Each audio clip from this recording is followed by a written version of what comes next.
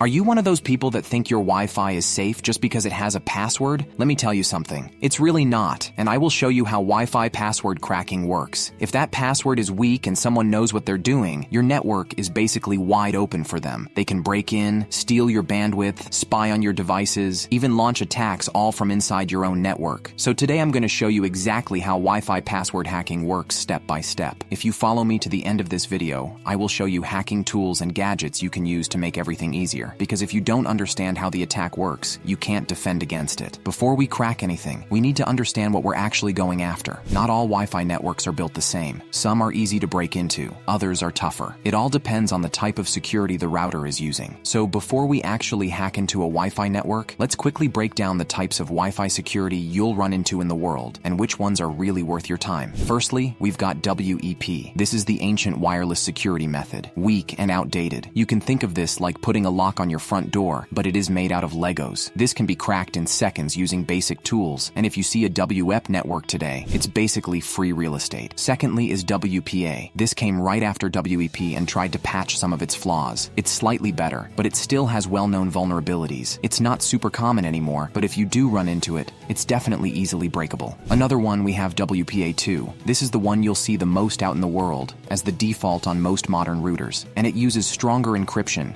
and better overall protection. But the catch is that it's only really secure if the password is strong. If someone sets their password to password 123 WPA2, might as well be wide open. This is where most real-world Wi-Fi hacking happens, and it's exactly what we're mainly going to focus on this video as well. Finally, we also have WPA3. This is the newest and most secure option out there, and it uses more advanced encryption and a better key exchange process, which makes this whole handshake capturing much harder. There is still a problem with this because not every device or router supports WPA3 yet. So while it's growing, a huge chunk of networks are still stuck on WPA2, and that's what attackers are commonly targeting. Before we start doing anything, we need three things: the right hardware, the right tools, and the right word list. First, for the hardware, you'll need a wireless adapter that supports monitor mode and packet injection. Now, the monitor mode lets you listen to all the wireless traffic around you and not just what's meant for your device. And packet injection lets you actively send packets like the authentication signals. Some built-in Wi-Fi cards support these features, but not all of them do. So you need to verify before wasting your time. And to check if your adapter supports monitor mode, you can run this command here I list. This command will list your wireless capabilities, and when you run it, you're going to want to look under the supported interface mode section. And if you see a monitor listed there, it means your adapter can be switched into monitor mode. Now, to test for injection support, you can use a tool called AirPlay. And if you run this command here, a replay followed by the wireless interface you have. This command will send out test packets to check if the adapter can inject them into the air, and then listens to see if any responses come back. If responses are received, it will say something like, "Injection is working." Now, once you have the right hardware, the next step is having the right tools for basic Wi-Fi hacking. We'll be using tools from the air cracking suite, like the AeroDump tool, which is used for scanning and capturing handshakes, the Replay tool, which is used for kicking clients off networks, and finally the AirCrack tool, which is used for cracking passwords offline. Now, having the right ware and tools is only half the game,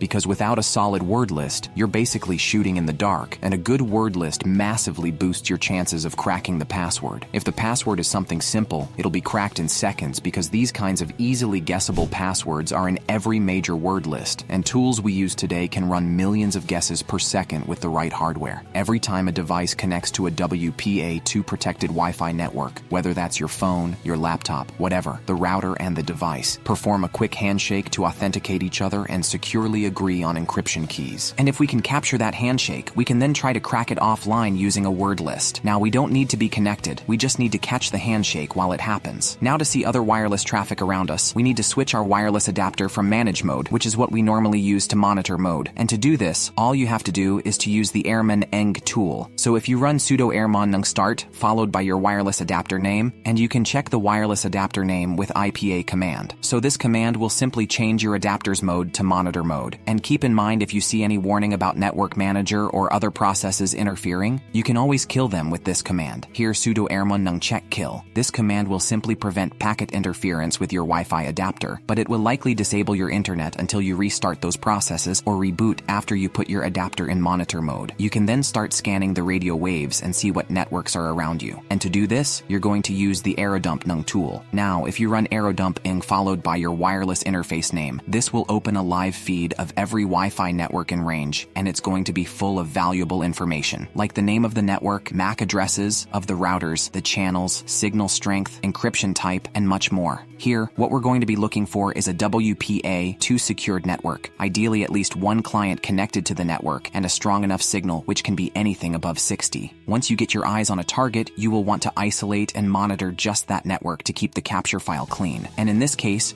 we will only focus on this network right here called the juice shot. To only monitor this network, we can craft a command using the AeroDump tool. We will need to specify the MAC address of the access point, the channel it is running, and finally write all the packets coming into this network. Like the handshakes, we are interested in a file called capture cap. So the command will look like this AeroDump nung --bssid followed by the MAC address of the router, or the access point -c followed by the channel. This network is on -w followed by the output file. And finally, we specify the name of the wireless interface after typing this command. Now you'll only see your target network, and if any clients are already connected to this network, you will see them under the station section. We will have to keep capturing these packets until we finally grab a handshake out of the air. Now we wait for a handshake. But here's the problem. What if no one connects to this network? What if the clients just stay connected, or there is no new connection happening? We don't want to just sit there hoping someone will finally connect. We can actually force this process. If there's already a device connected to the network, we can run an authentication attack to kick that client off the network, and the moment they reconnect, the handshake will be captured. And to do this, you need to open a second terminal window while still keeping this AeroDump terminal open. And in the second terminal, we will use a replay eng tool to run this command, a replay eng the authentication, and then we will specify the packet numbers we want to send. Afterwards, we specify the MAC address of the access point with a flag, and then finally our wireless interface name. Once you run this command and go back to your AeroDump window, you'll now see that you might have a message that says something like WPA handshake, followed by the MAC address of the access point. And this just means that you just capture the handshake even when the clients were not planning to reconnect. Now the capture file we specified earlier will contain the encrypted handshake data. Now that we got our handshake, it's now time to crack it. Now, what we're going to do is to take that capture file that contains the encrypted handshake and feed it into a cracking tool that tries different passwords until one of them matches. And to crack the handshake, we will run a command that looks like this. Here, the -w points to your word list, and in this case, we use the famous RockU word list, which has millions of words in it. And finally, we specify the capture file, which is the file where our handshake is saved. When we run this command, AirCrack takes each word from the RockU list and encrypts it the same way WPA2 does, and compares those results to the captured handshake. If there is a match, then it simply means you got the password, and you will see a key found written on your terminal. And in this case, we were actually able to crack it. The password was Dragonfly87. The truth about this process is that it can be fast, but it can also be painfully slow. So your success here will depend entirely on your word list, and the better the word list, the better your chances are. So you might ask, what does all of this actually mean? Well, the truth is that most home and small business networks today still rely on WPA2, and this entire process shows how fragile that can be if the password is weak. If your router or device is supported, one of the smartest things you can do right now is to upgrade to WPA3. Unlike WPA2, WPA3 doesn't use the same four-way handshake system, which means attackers can't just sit back, capture your traffic, and crack it offline. But until WPA3 is everywhere, your best defense is still your password. Make it long, random, and completely unguessable. Avoid names, dates, or anything remotely predictable. Wi-Fi hacking isn't really magic. It's just a simple method, and anyone with the right tools and patience can pull it off. So now that you've seen exactly how this works, protect your own network like you'd expect an attacker to come knocking, and don't forget to subscribe to Policy Point for more.